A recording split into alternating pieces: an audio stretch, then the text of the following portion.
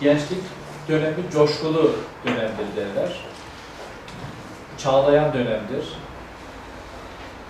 Önemli olan gençlerin çağlamasını durdurmak değil. Gençlerin şelalesine yol bulmak, onların yüksek ve yüce hedeflerini gerçekleştirebilecekleri imkan sağlamaktır. Gençlerin yüksek düşünmesi çok önemlidir.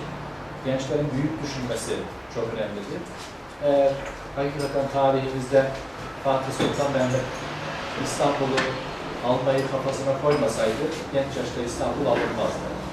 Gençlerin kafalarında yüksek hedefler koymasını çok önemsiyoruz.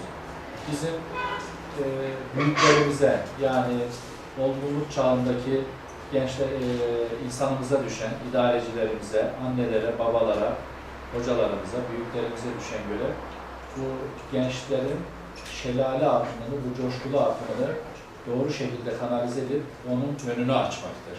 O akışı olgunluk çağına kadar düzenli bir şekilde sürdürmektir.